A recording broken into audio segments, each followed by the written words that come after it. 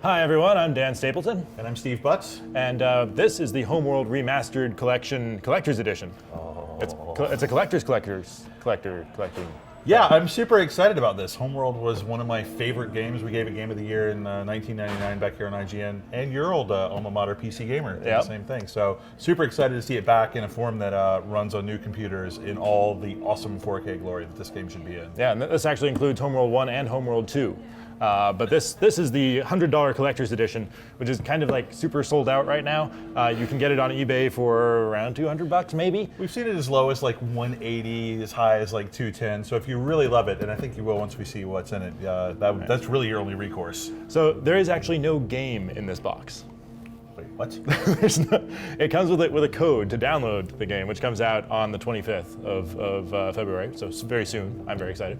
So what do we have here? We have, it looks like we have an art book, and this is a keychain here. Right. It's more than an art book, Steve. Wait, what? It actually it includes. Actually, I have here the original Homeworld Manual from the original box. I've had this sitting on my desk for years. It's a treasured possession. But this included a whole bunch of stuff that, like background information, lore. Back in 1999, you didn't have as much in-game stuff, tutorials. This also has a chart of all the keys and like full stats on all the ships. This you see here, a lot of that is recreated in this book too. Right. This has all the lore, and it has, if you skip to the end, it has a bunch of art, which this does not have. A bunch of concept art, which was done both for the original and I believe for the remaster. Some new sketches they did in there. This is excellent. And it's a little small though. It when is. you talk about an art book, like I'm thinking something sort of coffee table size. This is more. This is much smaller than I wanted it to be. Right, but it gets the job done for the most part, and it's something to read while it installs, I guess, or downloads. So we also have a keychain of the angel moon, which is the symbol of the Hiigarans, or the Kushan. The Kushan, right? Yeah. They went from Kushan to Hiigara. So, and then the real reason you'd want this collector's edition is underneath here, underneath the protective padding. Oh, look This at that. is the Pride of Hiigara, the mothership from Homeworld 2. I'm trying not to break it as I take it out. It's a little bit light and plasticky, which is kind of disappointing, but the detail is great.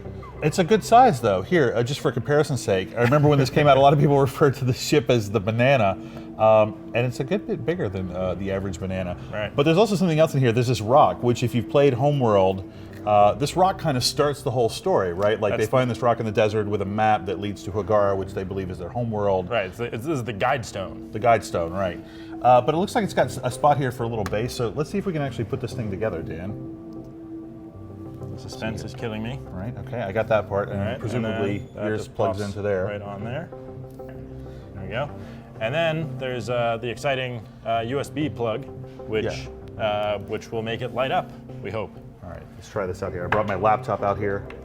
So this thing is a little bit different from the original Homeworld Mothership, in that there's like the original has the kind of gap up here. It looked kind of like a cockpit, but isn't. But it's like a kind of command area. The bay here, the capital ship construction bay is much bigger on the Pride of Hiigara than it was on the first Mothership. And for people who don't know, the mothership basically serves as your base in this game. Right. It's sort of your resource collecting point, and it also is where you build the ships that you use to fight. And if it's not cool enough, just the way it is, it actually lights up via USB cable. So if you plug this in, you can see. Oh, there we go. It's like Christmas on Hiigara. Right. So what do we have here, Dan? This is the fighter and resource and corvette bay. It's just the glowy thing that everything goes in and out of, except for really big ships will come out on this side. And then on the back we have, you see like all the thrusters, all the engines light up, which is really, really cool. So you can have it sort of next to your computer there and just be soothed by the warming glow of the Kushan mothership. I kind of wish there was like a glow around the edge of the capital ship bay, but otherwise, yeah, it's pretty cool. Everything.